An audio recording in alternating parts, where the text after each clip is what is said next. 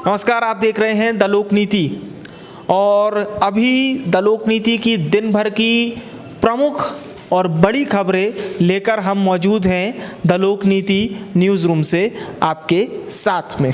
आज दिन भर में क्या हुआ प्रदेश में, खेल से जुड़ी खबरें वो आप तक पहुंचाएंगे। तो शुरुआत करते हैं सबसे पहले खबरों की। हमारे जो पत्रकार हैं मिहिर, वो नज़र बनाए हुए थे आज भोपाल में CAA को लेकर क्या हुआ, क्या कुछ रहा मामला, वो बता रहे हैं मिहिर। सबसे पहले तो ये बताइए कि जो आपने खबर बनाई CAA को लेकर, वो क्या सब फर्जीवाड़ा क्या सामने आ रहा है खुल के? दरअसल मामला नरेला विधानसभा क्षेत्र की है, जहां पे लगभग 1500 मुस्लिम परिवार से ज़बरदस्ती ये दिखा करके सिग्नेचर ले लिया गया कि इन दस्तावेजों पे साइन करने के बाद आपको सरकारी लाभ मिलेगा।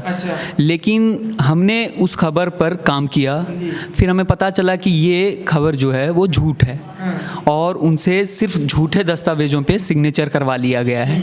मतलब CAA और NRC के समर्थन पे उनसे सिग्नेचर ले ली गई है और ये सारा मामला विश्वा सारंग की अगुवाई में हुआ है। अच्छा, तो ये कैसे खुलकर आया, ये पूरा मामला कैसे खुला? ये पूरा मामला हमारे एडिटर आदित्य सर के अगुवाई में ही खुला है। उन्होंने पूरी ज़मीनी कायवाद की इस खबर पे, तब जा कर के ये खबर सामने आई है। अच्छा, मतलब उन लोगों को ये कहा गया कि भाई हम आपको सरकारी लाभ पहुंचा रहे हैं और CAA और NRC के एक तरह से मतलब उसका समर्थन पत्र पे साइन ले लिए। हाँ, कह सकते हैं, एक तरीके से इसे कह सकते हैं। उन्हें ये बताया गया कि इन दस्तावेजों पे आप साइन अगर करते हैं तो आपको कुछ सरकारी लाभ मिलेगा। और बाद में जब तफ्तीश की गई इस खबर की तो वो मामला कुछ अलग निकला। हाँ, मतलब ये पूरा एक फरेब का मामला होता है। खैर, इस बारे में अब क्या कहना है उन लोगों का जो इस पूरे मामले और इस पूरे ताल्लुकात से जुड़े थे, ये आपको अगली रिपोर्ट में बताएंगे। लेकिन जो बात मिहिर बता रहे हैं वो बहुत ही सोचने वाली बात है कि यार कुछ भी कर दीजिए, समर्थन कर दीजिए। सोशल मीडिया में भी हमने देखा था पिछले दिनों नंबर डाले जा रहे थे, फ्री हो तो कॉल करो, मुझे जानना चाहते हो तो कॉल करो। थोड़ा वो कुछ जानकारी आप बताएंगे? बिल्कुल विवेक, आप सही कह रहे हैं। एक नंबर वायरल किया गया था जिसमें ये कहा गया था कि अगर आप उस पर कॉल करते हैं तो फिर आपको सेक्स, नेटफ्लिक्स और यहाँ तक कि पिज़्ज़ा बर्गर भी फ्री में मिलेगा। Very controversial number. खैर, ऐसा मैं नहीं कह रहा हूँ, ऐसा सोशल मीडिया साइट्स पर कहा जा रहा है। थैंक्स मिहिर हमें बताने के लिए जानकारी, और जो फर्जीवाड़ा चल रहा था उसके बारे में भी जो मिहिर ने आपको इन्वेस्टिगेशन में बताया और द लोक नीति की इन्वेस्टिगेशन हुई थी उसकी आप तक जानकारी पहुंचाई। अन्य खबरें क्या कुछ चल रही हैं प्रदेश में और किस तरह से एक बड़े नेता भारत के और उत्तर प्रदेश के भी, योगी बाबा की बात कर रहे हैं। तो योगी बाबा की एक सभा होने वाली थी, कहाँ? राजधानी भोपाल में। और राजधानी भोपाल में ये सभा होने वाली थी, लेकिन हमें जानकारी मिली कि अब ये सभा भोपाल में नहीं होगी, ग्वालियर में होगी। इस घटना को देख रही थी आयुषी। आयुषी, क्या कुछ आया सामने? दरअसल हमारे CM योगी आदित्यनाथ की सभा भोपाल में होने वाली थी, लेकिन भाजपा विधायकों ने इसमें कोई दिलचस्पी नहीं दिखाई है। भोपाल के भाजपा विधायकों को लक्ष्य दिया गया था कि सभा में कम से कम 25,000 लोगों को शामिल किया जाए, लेकिन सभी भाजपा विधायकों ने इस पर हाथ खड़े कर दिए, जिससे अब योगी आदित्यनाथ की सभा भोपाल में न होकर ग्वालियर में की जाएगी। बड़े बाबा योगी बाबा की अब सभा भोपाल में नहीं होगी, ग्वालियर में होगी। और क्यों ग्वालियर में होगी ये भी आयुषी ने बताया।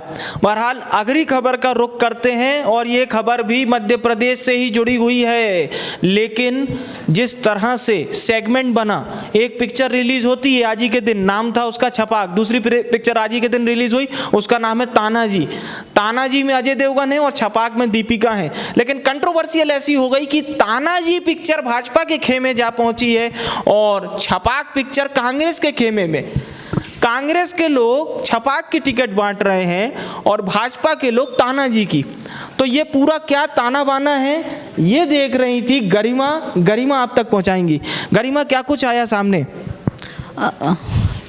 भाजपा जो है और वो तानाजी का सपोर्ट कर रही है, वहीं दूसरी तरफ कांग्रेस पार्टी छपा कर सपोर्ट कर रही है।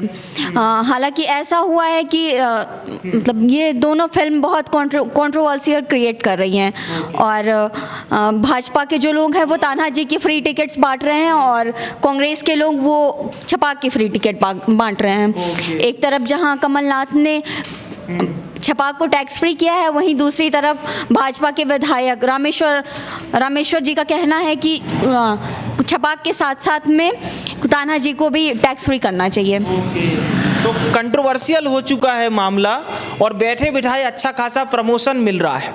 अभी आपको ये जानकारी बताई बॉलीवुड की, लेकिन आज खेल की भी जानकारी आप तक पहुंचानी है।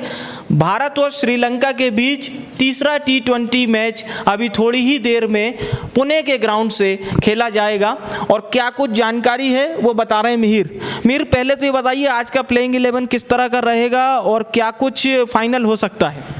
प्लेइंग 11 में कोई ज़्यादा बदलाव मुझे होता नहीं दिखाई दे रहा है, क्योंकि पुणे का जो पिच है वो स्लो पिच है, रैंक टर्नर तो है नहीं, और श्रीलंकाई टीम को अगर आप देखें तो उसमें लेफ्ट हैंडर बल्लेबाज बहुत ज़्यादा हैं, तो रविंद्र जडेजा का खेलना लगभग तय नहीं है, वो बाहर ही बैठेंगे, और यजुवेंद्र चहल भी बाहर बैठेंगे, और संभावित टीम वही है जो पिछले मैच में खेली थी। लेकिन इस मैच में एक गौर करने वाली बात यह है कि शिखर धवन पर सारी निगाहें टिकी होंगी, क्योंकि उनके पास एक और मौका है कि खुद को वो साबित कर सके, वरना रोहित शर्मा तैयार बैठे हैं। कुछ समय से हम देख भी रहे हैं कि युवाओं की टीम जिस तरह से तैयार हो रही है, तो सीनियर खिलाड़ियों पर भारी दबाव रहता है कि वो अपने आप को जल्द से जल्द सिद्ध करें, क्योंकि वर्ल्ड कप आने वाला है और वर्ल्ड कप इसी बात पर निर्धारित करेगा कि किस खिलाड़ी का कितना बेहतर प्रदर्शन रहा है। और कुछ चेंजेस आज के मैदान में क्या नजर आ रहे हैं और कितना हो सकता है स्कोर लगभग एक मार्जिन के तौर पर देखा जाए तो? जैसे पुणे का एवरेज स्कोर 130-150 के बीच में ही रहता है, क्योंकि वो स्लो पिच में, और ओस की संभावना लगभग कम ही है, क्योंकि ओस पड़ेगी नहीं। तो जहां तक मुझे ये लगता है कि जो पहले टॉस जीतेगी जो टीम, वो पहले बल्लेबाजी करने को सोचेगी। तो जो टीम टॉस जीतेगी वो पहले बल्लेबाजी करने का सोचेगी। मिहिर को सुन रहे थे आप। एक फायर ब्रांड नेता के बारे में बात हो गई, योगी आदित्यनाथ के बारे में, लेकिन दूसरी फायर ब्रांड नेता के बारे में बात कैसे नहीं होगी भैया, जिन्होंने कांग्रेस के राजा को वनवास भेज दिया हो। हम बात कर रहे हैं मध्य प्रदेश में भाजपा की वापसी कराने वाली साध्वी उमा भारती के बारे में। तो उमा भारती के भी कल कुछ बोल बिगड़ चुके थे कांग्रेस को लेकर। कांग्रेस के राहुल गांधी और प्रियंका गांधी को लेकर कुछ उन्होंने टिप्पणी करी थी।